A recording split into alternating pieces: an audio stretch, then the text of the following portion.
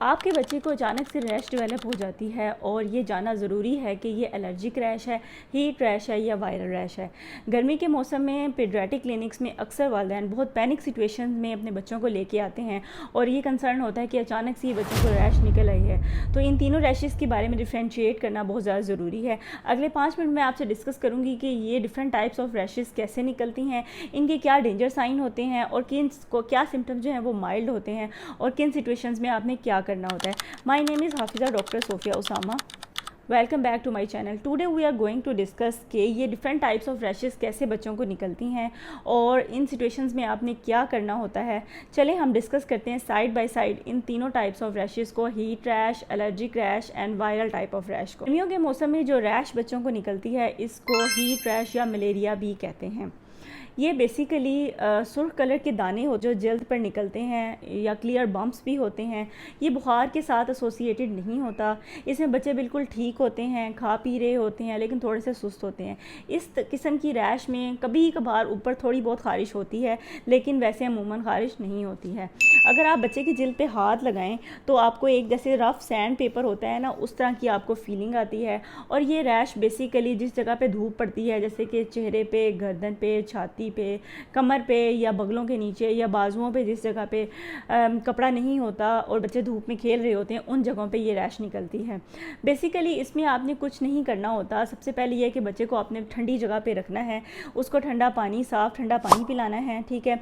बच्चे को लूज़ कपड़े पहनाने हैं, कॉटन के कपड़े, जिसमें बच्चे को बहुत ज़्यादा पसीना ना आए, और आपने बच्चे को आपने रिलैक्स करना है। कोई हैवी क्रीम्स या ऑयल्स लगाने की ज़रूरत नहीं है और ये रैश बगैर बुखार के खुद ब खुद ही कुछ दिन में ठीक हो जाती है। चलें अब हम डिस्कस करते हैं अगली टाइप ऑफ रैश की, जैसे कि वायरल रैश।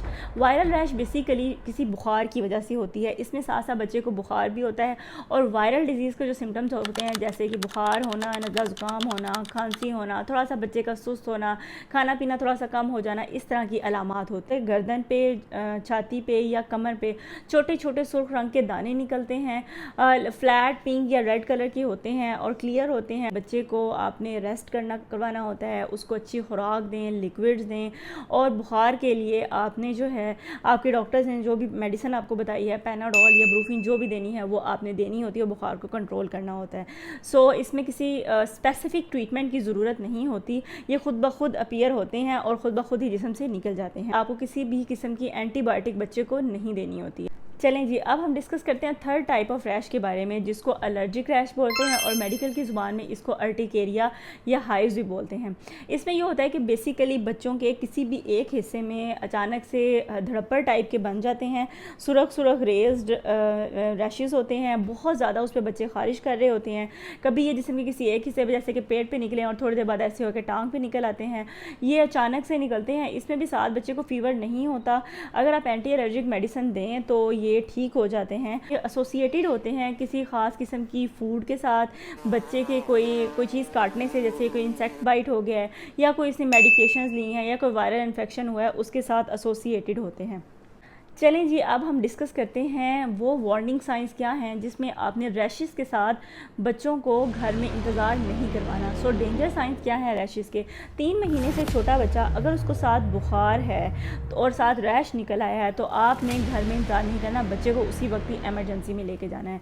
अगर रैश के साथ बहुत ज़्यादा पेट में दर्द है, बच्चा उल्टियाँ कर रहा है, सुस्त और निढाल हो रहा है, कि सांस लेने में तकलीफ़ है, जिसे बोलते हैं डिफ़िकल्टी इन ब्रीदिंग है, और या फिर यह है कि उसके होंठ सूज गए हैं या आंखें सूज गई हैं, सांस उसे नहीं लिया जा रहा, तो इस सूरत में आपने घर में इंतज़ार नहीं करना, बच्चे को उसी वक्त ही एमरजेंसी लेके जाना है। ये याद रखें कि हर रैश जो है वो एमरजेंसी नहीं है।